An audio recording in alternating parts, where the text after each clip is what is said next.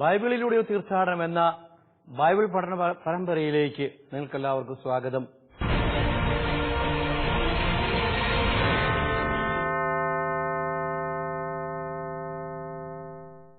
കഴിഞ്ഞ എപ്പിസോഡിൽ നമ്മൾ പഠിക്കാൻ ആരംഭിച്ച ഈശോയുടെ പീഡാനുഭവത്തിന്റെയും മരണത്തിന്റെയും ഉത്ഥാനത്തിന്റെയും കുറിച്ചുള്ള ഒന്നാം പ്രവചനത്തെ പറ്റിയാണ് നമ്മൾ പഠിക്കാൻ തുടങ്ങിയത്. ആ പഠനം നമ്മൾ തുടരാം. അതിനുശേഷം ശിഷ്യത്തെക്കുറിച്ചുള്ള വെല്ലുവിളി 8:34-38 ഈശോ നൽകുന്ന തന്റെ ശിഷ്യരാകുവാൻ ആഗ്രഹിക്കുന്നവർക്ക് അവിടുന്ന് വെച്ച് നീട്ടുന്ന വെല്ലുവിളികളെക്കുറിച്ചും നമ്മൾ ചിന്തിക്കുന്നതാണ് ഈ പഠനത്തിന്റെ തുടർച്ചയായിട്ട്. കഴിഞ്ഞ എപ്പിസോഡിൽ നമ്മൾ ആരംഭിച്ചത് 8:31 പ്രഥമ പ്രവചനത്തെ പറ്റിയായിരുന്നു. ഈശോ താൻ സഹനദാസനാണ് എന്ന് പത്രോസിനോടും തന്റെ കൂട്ടുകാരായ മറ്റ് ശിഷ്യന്മാരോടും പറയുന്ന ആ പ്രവചനം. പത്രോസ് പറഞ്ഞു, അങ്ങ് മിശിഹയാണ്, വലിയ കാര്യം. മത്തായി സുവിശേഷത്തിൽ ഈശോ പത്രോസിനെ സഹായിക്കുന്നുണ്ട്, അനുമോദിക്കുന്നുണ്ട്. എന്നാൽ ആ പത്രോസിന്റെ വീക്ഷണം യേശു ആരാണ്, എങ്ങനെയുള്ള മിശിഹായാണ് എന്നുള്ള വീക്ഷണം വികലമായിരുന്നു, തെറ്റായിരുന്നു എന്ന് ഇപ്പോൾ തന്നെ മനസ്സിലാവുകയാണ്. അതുകൊണ്ടാണ് അങ്ങ് മിശിഹായാണ് പറഞ്ഞ ഉടനെ തന്നെ അദ്ദേഹത്തിന് ശരിയായ അറിവില്ല, അദ്ദേഹത്തിന് അറിവ് വികലമാണ്, ഭാഗികമാണ് എന്ന് മനസ്സിലാക്കിയ ഈശോ എങ്ങനെയുള്ള മിശിഹായാണ് ഞാൻ എന്ന് അവർക്ക് വ്യക്തമാക്കി കൊടുക്കുക. ഞാൻ സഹനദാസനാണ്. മനുഷ്യപുത്രൻ സഹിക്കാൻ വന്നവനാണ്. സഹനത്തിലൂടെയാണ് മനുഷ്യരക്ഷ സാധിക്കാൻ പിതാവ് തന്നെ ഏൽപ്പിച്ചിരിക്കുന്നത്. ദൈവത്തിന് അസാധ്യമായ ഒന്നുമില്ല.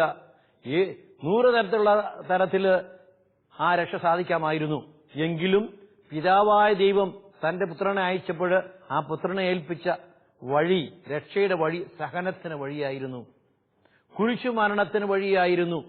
കുരിശുമരണത്തിലൂടെ, സഹനത്തിലൂടെ മനുഷ്യരക്ഷ സാധിച്ച് ഉത്ഥാനത്തിലൂടെ മഹത്വത്തിൽ എത്തിച്ചേരുക, അതായിരുന്നു പിതാവായ ദൈവം തന്റെ പുത്രനായ ഈശോയ്ക്ക് അഭിഷിക്തൻ എന്ന നിലയിൽ, മിശിഹ എന്ന നിലയിൽ നൽകിയ ദൗത്യം. അതിനെപ്പറ്റിയാണ് നമ്മൾ സംസാരിച്ചുകൊണ്ടിരുന്നത് കഴിഞ്ഞ എപ്പിസോഡിൽ.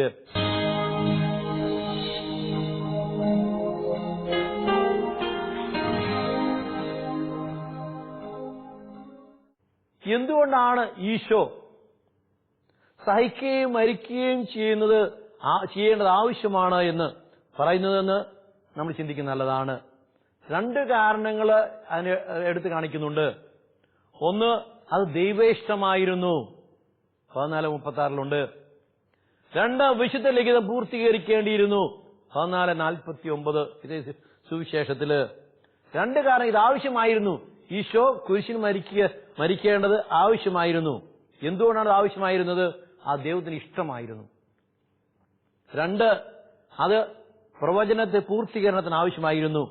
വിശുദ്ധ ലിഖിതം പൂർത്തീകരിക്കപ്പെടണമായിരുന്നു. ഈശോ തിരസ്കരിക്കപ്പെടേണ്ടത് ആവശ്യമാണ് എന്ന് പറയുന്നത് സങ്കീർത്തനം 118:22 വാക്യത്തെയാണ് സൂചിപ്പിക്കുന്നത് എന്ന് വ്യാഖ്യാതാക്കൾ കരുതുന്നു. മർക്കോസിന്റെ സുവിശേഷം 12:1-12 അവസാനം ഈ സങ്കീർത്തനം ഉദ്ധരിക്കുന്നുമുണ്ട്. സങ്കീർത്തകൻ പറയുന്നു, പണിക്കാർ ഉപേക്ഷിച്ച് കളഞ്ഞ കല്ല് ഭവനത്തിന്റെ മൂലക്കല്ലായി തീർന്നു. പണിക്കാർ ഉപേക്ഷിച്ച് കളഞ്ഞ കല്ല് ഭവനത്തിന്റെ മൂലക്കല്ലായി തീർന്നു. ഈ പ്രസ്താവന അവിടുന്ന് തിരസ്കരിക്കപ്പെട്ടപ്പോൾ ഈശോയിൽ അത് പൂർത്തീകരിക്കപ്പെട്ടു എന്നാണ് സുവിശേഷൻ അർത്ഥമാക്കുന്നത്. ഈശോ കുരിശിൽ മരിച്ച് ഉത്ഥാനം ചെയ്യേണ്ടത് ആവശ്യമായിരുന്നു. കാരണം ആ ദൈവത്തിന് ഇഷ്ടമായിരുന്നു. ഒന്നാമത്തെ കാരണം ആ ദൈവത്തിന് ഇഷ്ടമായിരുന്നു. 2ാമത്തെ കാരണം ദൈവ വചനത്തിന്റെ പൂർത്തീകരണത്തിന്, പ്രവചനത്തിന്റെ പൂർത്തീകരണത്തിന് അതാവശ്യമായിരുന്നു. 32-ാം വാക്യത്തിന്റെ ആരംഭഭാഗം മത്തായിയും ലൂക്കായും അവരുടെ സുവിശേഷങ്ങൾ ഒഴിവാക്കിയിരിക്കുകയാണ്. എന്നാൽ മർക്കോസിന്റെ വിവരണ ശൈലിയിൽ ഈശോയുടെ ഇപ്പോഴത്തെ തുറന്ന സംസാരം പ്രധാനപ്പെട്ടതായിരുന്നു. 4:33-34 പറയുന്നത് പോലെ ഉപമകളിലൂടെ അല്ലാതെ വ്യക്തമായി ഈശോ വരാനിരിക്കുന്ന പീഡാനുഭവത്തെയും മരണത്തെയും ഉത്ഥാനത്തെയും പറ്റി സംസാരിച്ചുവെന്ന് സുവിശേഷൻ ഊന്നി പറയുകയാണ്. ഈശോ വ്യക്തമായി പറയുന്ന സമയം വരുന്നുവെന്ന് പ്രസ്താവിച്ചിട്ടുണ്ട്. ഈശോ പറഞ്ഞത് മനസ്സിലാക്കാൻ വിഷമമുണ്ടായില്ലെങ്കിലും അത് അംഗീകരിക്കുവാൻ പത്രോസിന് വിഷമമുണ്ടായി. ഈശോ പറഞ്ഞത് മനുഷ്യപുത്രൻ ശത്രുക്കളെ കൈകൾ ഏൽപ്പിക്കപ്പെടും, പീഡകൾ സഹിക്കും, വധിക്കപ്പെടും. അതെല്ലാം പത്രോസിന് മനസ്സിലായി. പക്ഷെ തന്റെ ഗുരുവിനെ സംബന്ധിച്ചിടത്തോളം ഇങ്ങനെ സംഭവിക്കാൻ പാടില്ല. അത് പത്രോസിന് സ്വീകാര്യമായിരുന്നില്ല. പറഞ്ഞത് മനസ്സിലായി. മനുഷ്യപുത്രൻ പീഡകൾ സഹിക്കും, വധിക്കപ്പെടും, ഉത്ഥാനം ചെയ്യും. അത് മനസ്സിലായി. പക്ഷേ അത് എന്റെ ഗുരുവിന് സംഭവിക്കാൻ പാടില്ല.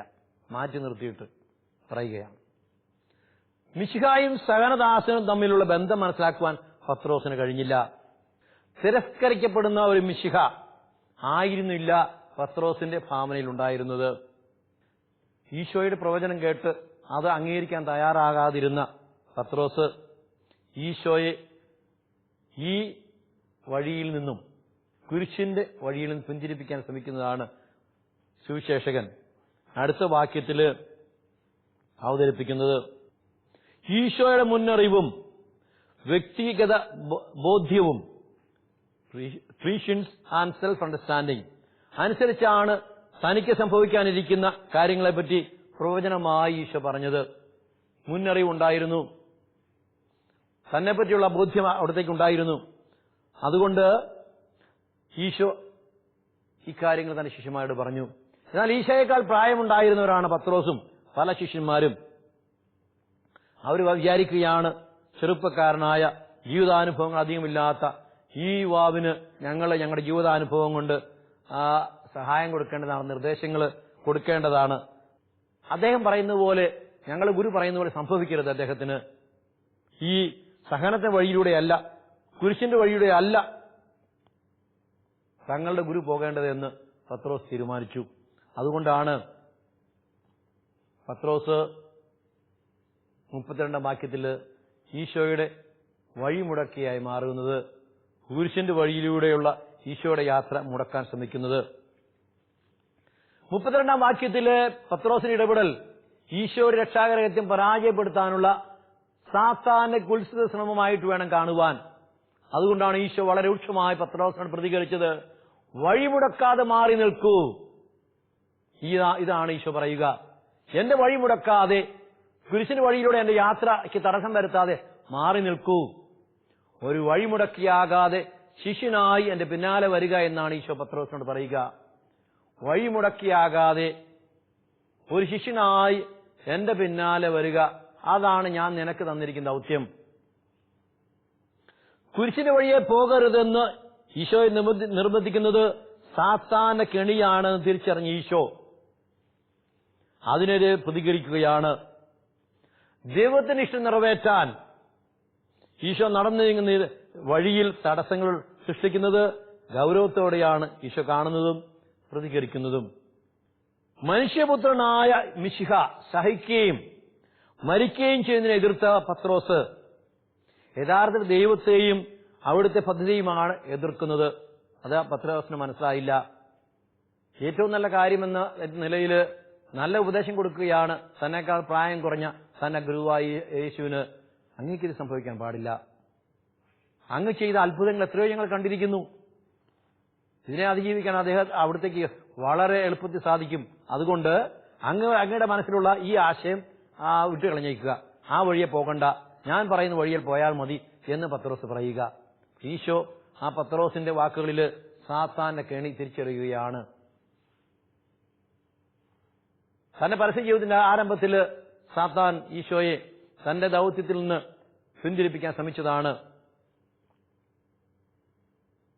കല്ലിനെ അപ്പമാക്കി മാറ്റിക്കൊണ്ട് ആയിരങ്ങളെ വിശപ്പ് മാറ്റാൻ ദൈവപുത്രനായ മിശിഹായെ കഴിയുമെന്ന് സാത്താൻ അവിടുത്തെ ഓർമ്മിപ്പിച്ചു. തന്റെ അത്ഭുത ശക്തി ഉപയോഗിച്ചുകൊണ്ട് ജനങ്ങളുടെ മുമ്പിൽ വലിയ കാര്യങ്ങൾ കാണിക്കുവാൻ അവിടുത്തെ കഴിയുമെന്നും സാത്താൻ അവിടുത്തെ ഓർമ്മിപ്പിച്ചു.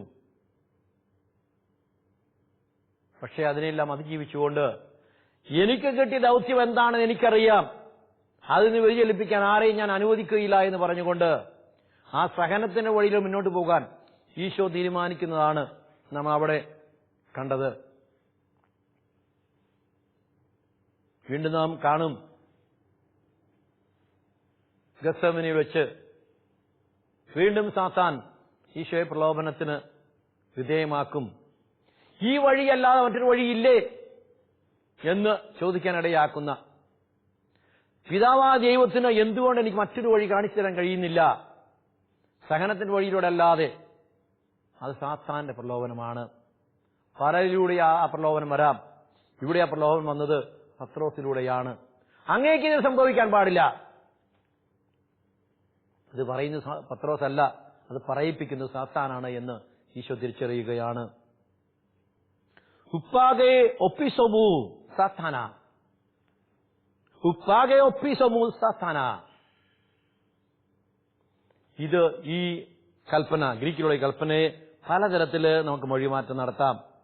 എന്റെ കൺമുമ്പിൽ നിന്ന് മാറി നിൽക്കുക, അല്ലെങ്കിൽ എന്റെ പിന്നിലേക്ക് വരിക. വഴിമുടക്കി നമ്മൾ മുന്നോട്ട് പോകുമ്പോൾ വഴിമുടക്കുന്ന ആള് നമ്മുടെ മുന്നിലാണ് നിൽക്കുക. അവിടുന്ന് മാറി മുന്നിലേക്ക് പോയാൽ നമ്മൾ വഴി തടസ്സം മാറും. ഉപ്പാകെ ഒപ്പിസമു സാത്താന, സാത്താനെ എന്റെ കൺമുമ്പിൽ നിന്ന് മാറി നിൽക്കുക, അല്ലെങ്കിൽ എന്റെ പിന്നിലേക്ക് പോവുക. പത്രോസിനെ സാത്താൻ എന്ന് വിശേഷിപ്പിക്കുന്നത് നമ്മളിൽ ഞെട്ടലുണ്ടാക്കും. തന്നെ പ്രിയ ശിഷ്യനാണ്, മറ്റാർക്കും പറയാൻ കഴിയാതിരുന്നപ്പോൾ അങ്ങ് മിശിഹായാണെന്ന് ഏറ്റു പറഞ്ഞ ആളാണ്. ആ ശിഷ്യനെയാണ് സാത്താൻ എന്ന് ഈശോ വിശേഷിപ്പിക്കുക. സാത്താനെ നീ വഴിമുടക്കാതെ മാറി നിൽക്കുക. പത്രോസിന് തീർച്ചയായിട്ടും അത് വലിയ ഞെട്ടലുണ്ടാക്കി കാണും. എന്റെ ഗുരു എന്നെ സാത്താൻ എന്ന് വിളിക്കുന്നു. എന്താണ് കാരണം? പത്രോസ് പറഞ്ഞത് തന്റെ ശിഷ്യൻ എന്ന നിലയിലല്ല, തന്നെ പ്രലോഭിപ്പിക്കുന്ന, തന്റെ സഹനത്തിന് വഴിമുടക്കുന്ന സാത്താൻ എന്ന ശത്രുവായിട്ട് രൂപാന്തരം പ്രാപിച്ചതിനെയാണ് ഈശോ ഇവിടെ കാണുക. നീ ഇപ്പോൾ പത്രോസ് അല്ല, എന്റെ വഴിമുടക്കാൻ ശ്രമിക്കുന്ന സാത്താനാണ് എന്ന് തിരിച്ചറിഞ്ഞ ഈശോയാണ് പത്രോസിനെ സാത്താൻ എന്ന് വിശേഷിപ്പിക്കുന്നത്. സാത്താന എന്ന ഗ്രീക്ക് പദം സാത്താൻ എന്ന ഹീബ്രു പദത്തിന്റെ ട്രാൻസ്ലിട്രേഷൻ, ലിപ്യന്തരം മാത്രമാണ്. ഇവിടെ പത്രോസിനെ സാത്താൻ എന്ന് വിളിച്ചത് വഴി ദൈവത്തിന്റെ പത്തിയെ തകർക്കുന്നവനെന്നാണ് ഈശോ അർത്ഥമാക്കുക. എന്തുകൊണ്ടാണ് പത്രോസിനെ സാത്താൻ എന്ന് വിളിച്ചത്? അദ്ദേഹം സാത്താൻ ആയതുകൊണ്ടല്ല. ദൈവത്തിന്റെ പദ്ധതിയെ തകർക്കുന്നവനാണ് സാത്താൻ. ദൈവത്തിന്റെ പദ്ധതി നടക്കാതിരിക്കാൻ അതിന് തുരങ്കം വെക്കുന്നവനാണ് സാത്താൻ. പത്രോസ് പറയുന്നു അത് തന്നെയാണ്. ആ വഴി നീ പോകണ്ട, സഹനത്തിന് വഴി വേണ്ട. ആ ദൈവത്തിന്റെ പദ്ധതിയാണ് എന്ന് പത്രോസ് മനസ്സിലാക്കി കാണുകയില്ല. അപ്പോഴത് ആ നിർദ്ദേശം പത്രോസിന്റെ അല്ല, കൃത്യം സാത്താന്റെയാണ് എന്ന തിരിച്ചറിവിലൂടെ പത്രോസിനെ സാത്താൻ എന്ന് അവിടുന്ന് വിശേഷിപ്പിക്കുകയാണ്. ദൈവത്തിന്റെ എതിരാളിയായ സാത്താന്റെ ഭാഗം ചേരാതെ ദൈവത്തിന്റെ ഭാഗം ചേർന്നുകൊണ്ട് ദൈവിക പദ്ധതി നടപ്പിലാക്കാൻ പരിശ്രമിക്കണം, സഹകരിക്കണമെന്നാണ് ഈശോ പറയുക. ദൈവത്തിന്റെ ഭാഗമാണ് ചേരേണ്ടത്, സാത്താന്റെ ഭാഗത്തല്ല. സാത്താന്റെ കണികളെ തിരിച്ചറിയുക, ആ കെണിയിൽ വീഴാതിരിക്കുക. ഈ ഒന്നാമത്തെ പ്രവചനത്തിന്റെ തുടർച്ചയായി യേശുവിന്റെ ശിഷ്യന്മാർ അഭിമുഖീകരിക്കേണ്ട ഏതാനും വെല്ലുവിളികളെക്കുറിച്ച് 8, 34, 38 വാക്യങ്ങളിൽ മർക്കോസ് സുവിശേഷകൻ അവതരിപ്പിക്കുന്നുണ്ട്. 8, 34, 38 ജനാവലിയെയും തന്റെ ശിഷ്യന്മാരെയും അടുക്കൽ വിളിച്ചിട്ട് അവിടുന്ന് പറഞ്ഞു, എന്നെ അനുഗമിക്കുവാൻ ആഗ്രഹിക്കുന്നവൻ സ്വയം പരിത്യജിച്ച് തന്റെ കുരിശുമെടുത്ത് എന്റെ പിന്നാലെ വരട്ടെ. സ്വന്തം ജീവനെ രക്ഷിക്കുന്നവൻ അത് നഷ്ടപ്പെടുത്തും. എന്നാൽ എന്നെ പ്രതിയും സുവിശേഷത്തെ പ്രതിയും തന്റെ ജീവൻ നഷ്ടപ്പെടുത്തുന്നവൻ അത് രക്ഷിക്കും. ഒരുവൻ ലോകം മുഴുവൻ നേടിയാലും സ്വന്തം ജീവൻ നഷ്ടപ്പെടുത്തിയാൽ അതുകൊണ്ട് എന്തു പ്രയോജനം? അഥവാ ഒരു മനുഷ്യന്റെ ജീവന് പകരമായി അവൻ എന്തു കൊടുക്കും? വ്യഭിചരിക്കുന്നതും പാവം നിറഞ്ഞതുമായി തലമുറയിൽ എന്നെ പ്രതിയോ എന്റെ വചനത്തെ പ്രതിയോ ലജ്ജിക്കുന്നതിനെപ്പറ്റി മനുഷ്യപുത്രനും തന്റെ പിതാവിന്റെ മഹത്വത്തിൽ പരിശുദ്ധ മാലാഖമാരുടെ കൂടെ വരുമ്പോൾ ലജ്ജിക്കും. വളരെ പ്രധാനപ്പെട്ട ഒരു സുവിശേഷ ഭാഗം. യേശുവിന്റെ ശിഷ്യരാൻ പോകുന്ന ആഗ്രഹിക്കുന്ന എല്ലാവരും പല ആവർത്തി വായിച്ച് ധ്യാനിച്ച് പഠിച്ച് ഗ്രഹിക്കേണ്ട സുവിശേഷ ഭാഗം. യേശുവിന്റെ ശിഷ്യരാകാൻ ആഗ്രഹിക്കുന്നവർ എന്താണ് ചെയ്യേണ്ടത്? അതാണ് 8:34-38 ഈശോ പറയുന്നതായി മർക്കോസ് സുവിശേഷൻ അവതരിപ്പിച്ചിരിക്കുന്നത്. ഇതുവരെ ശിഷ്യന്മാരോട് മാത്രമായി സംസാരിച്ച ഈശോ ജനക്കൂട്ടത്തെ കൂടി അടുക്ക വിളിച്ചുകൊണ്ട് തന്റെ ശിഷ്യത്വം സ്വീകരിക്കുന്നവർ നേരിടേണ്ട വെല്ലുവിളികളെ പറ്റിയാണ് പറയുക. സ്വയം പരിത്യജിച്ച് മരണം വരെ അവിടുത്തെ അനുധാവനം ചെയ്യാൻ തയ്യാറുള്ളവർക്ക് മാത്രമേ അവിടുത്തെ ശിഷ്യരാകാൻ കഴിയൂ. സ്വയം പരിത്യജിച്ച് മരണം വരെ അവിടുത്തെ അനുധാവനം ചെയ്യാൻ തയ്യാറുള്ളവർക്ക് മാത്രമേ യേശുവിന്റെ ശിഷ്യരാകാൻ കഴിയൂ.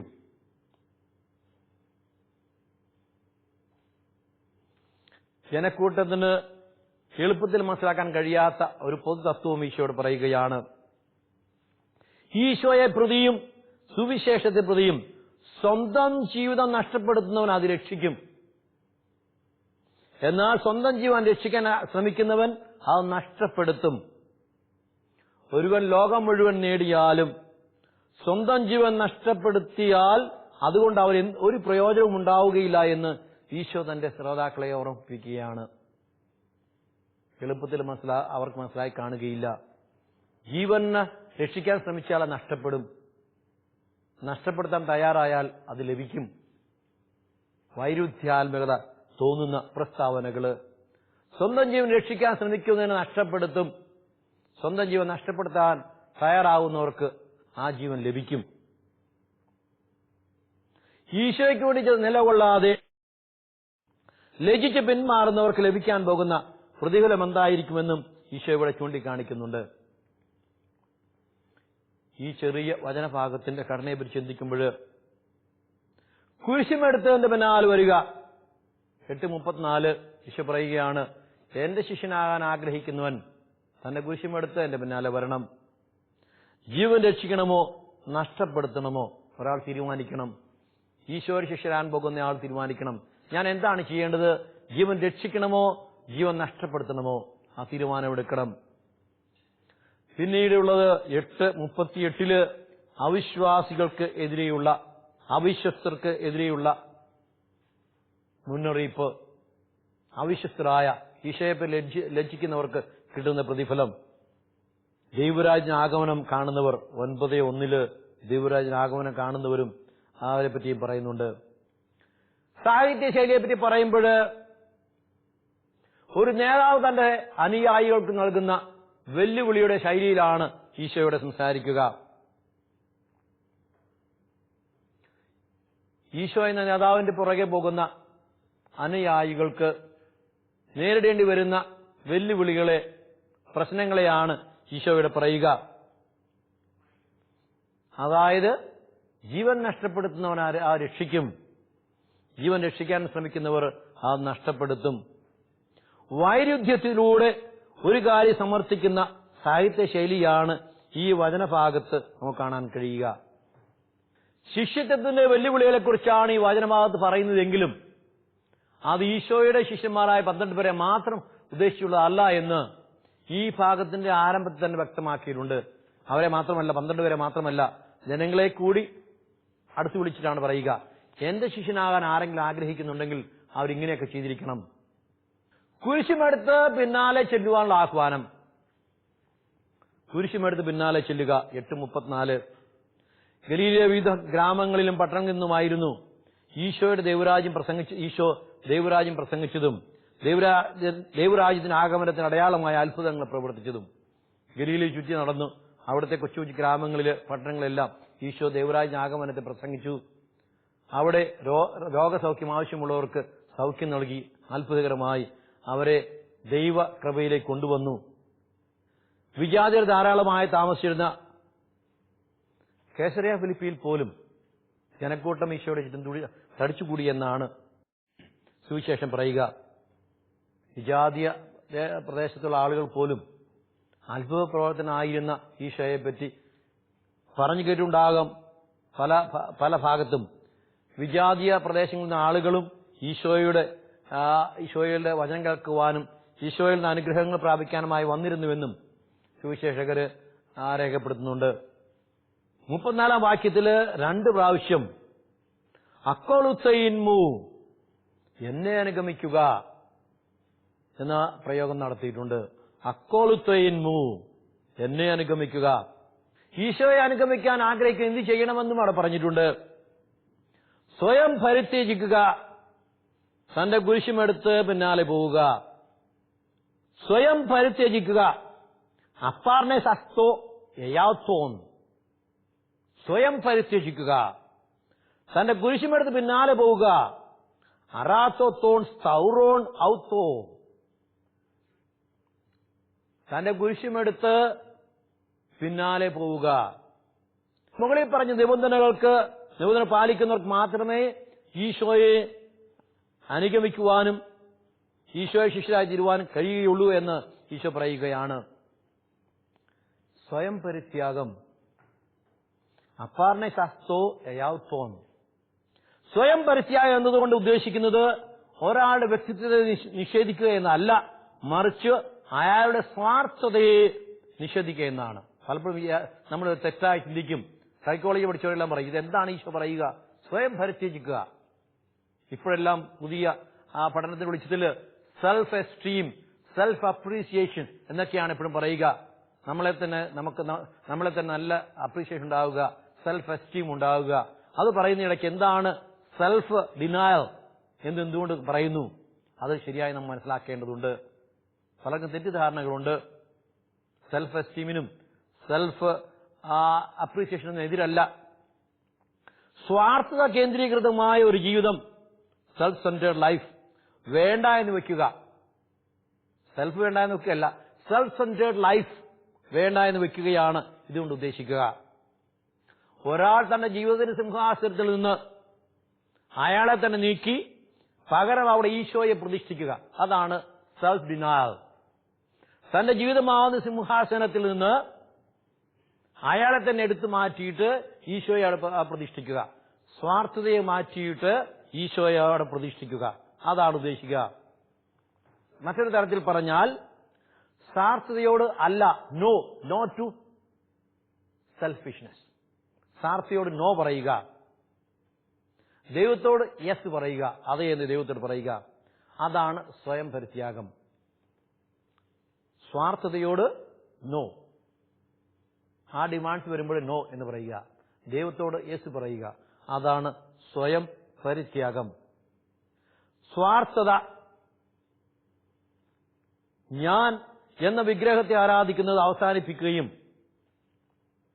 സ്വാർത്ഥ താല്പര്യങ്ങൾക്ക് അനുസൃതമായി ജീവിക്കുന്നത് പൂർണ്ണമായി വേണ്ടെന്ന് വെക്കുകയും ചെയ്യേണ്ടത് സ്വയം പരിത്യാഗത്തിന്റെ ആവശ്യ ഘടകമാണ്. ഒരാളുടെ ജീവിതത്തിന്റെ കേന്ദ്രം സ്വാർത്ഥതയിൽ നിന്ന് ഈശോയിലേക്ക് മാറ്റിക്കൊണ്ട് തന്റെ സ്വന്തം പദ്ധതികൾ വേണ്ടെന്ന് വെച്ച് ഈശോയുടെ പദ്ധതികൾ ഏറ്റെടുക്കുന്നതും തന്റെ ജീവിതത്തിന്റെ മുഴുവൻ നിയന്ത്രണവും ഈശോയ്ക്ക് വിട്ടുകൊടുക്കുന്നതുമാണിത് സ്വയം പരിത്യാഗം. നമ്മൾ പലപ്പോഴും വിചാരിക്കുന്ന പോലെ അല്ല, അത് തെറ്റിദ്ധാരണയാണ്. സെൽഫ് ഡിനയൽ വ്യക്തിയെ ദിനയുന്നതല്ല, സ്വാർത്ഥതയെ, സെൽഫിഷ്നെസ്സിനെ ഹനിക്കുന്നതാണ്, വേണ്ടെന്ന് വെക്കുന്നതാണ്. അതിനോട് നോ പറയുക, ദൈവത്തോട് യെസ് പറയുക. നമ്മുടെ ജീവിതമാസിംഹാസനത്തിൽ നമ്മൾ നമ്മെ തന്നെയാണ് പ്രതിഷ്ഠിച്ചിരിക്കുന്നതെങ്കിൽ ആ സിംഹാസനത്തിൽ ആ സ്വാർത്ഥത എടുത്തു മാറ്റി ഈശോയെ അവിടെ സ്ഥാപിക്കുക. അതാണ് സെൽഫ് ഡിനയൽ. സ്വന്തം കുരിശ് ചുമക്കുക മറ്റൊരു കണ്ടീഷനാണ് ഈശോയുടെ ശിഷ്യനാകാൻ. സ്വയം പരിത്യാഗം, സ്വന്തം കുരിശ് ചുമക്കുക. അറാത്തോൺ സൗറോൺ, സ്വയം കുരിശ് ചുമക്കുക. ഈശോയുടെ കുരിശുമരണത്തിന് മുമ്പ് കുരിശുമരണം എന്നത് യഹൂദർക്ക് പരിചയമില്ലാതിരുന്ന ഒരു കാര്യമാണെന്ന് ചിലർ പറയുന്നു, ചില വ്യാഖ്യാതാക്കൾ പറയുന്നു, ചില പണ്ഡിതർ പറയുന്നു. എന്നാൽ മറ്റു പണ്ഡിതർ അഭിപ്രായം അനുസരിച്ച് ഇത് യഹൂദർക്ക് പരിചിതമായിരുന്നു. കുരിശുമരണം യഥാർത്ഥത്തിലെ യഹൂദരുടെ ശിക്ഷാരീതി ആയിരുന്നില്ല, റോമക്കാരുടെ ശിക്ഷാരീതിയായിരുന്നു. എന്നാൽ യഹൂദരുടെയിലും ഇങ്ങനെ സംഭവിച്ചിട്ടുണ്ട് എന്ന് മറ്റ് വ്യാഖ്യാതാക്കൾ പറയുന്നു. പ്രത്യേകിച്ച് ഹെങ്കൽ ക്രൂസിഫിക്ഷൻ എന്ന പുസ്തകത്തിൽ വളരെ വിശദമായിട്ട് ഇതിനെപ്പറ്റി പറയുന്നുണ്ട്.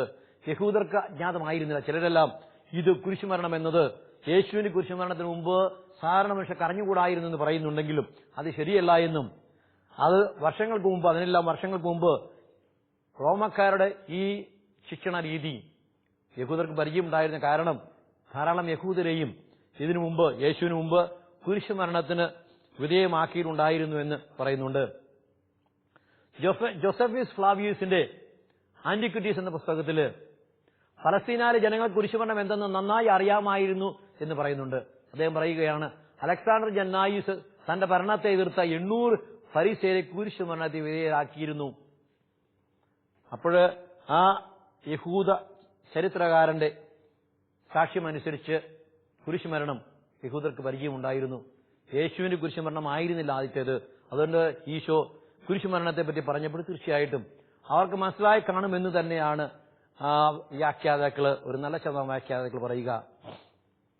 കഠിനമായ കുറ്റം ചെയ്ത് കുറ്റവാളികൾക്ക് റോമാക്കാർ നൽകിയിരുന്ന ശിക്ഷയാണ് കുരിശുമരണം. അങ്ങനെ ശിക്ഷിക്കപ്പെടുന്നവർ തങ്ങൾ മരിക്കേണ്ട കുരിശുമെടുത്ത് കൊലക്കളത്തിലേക്ക് പോകണമായിരുന്നു.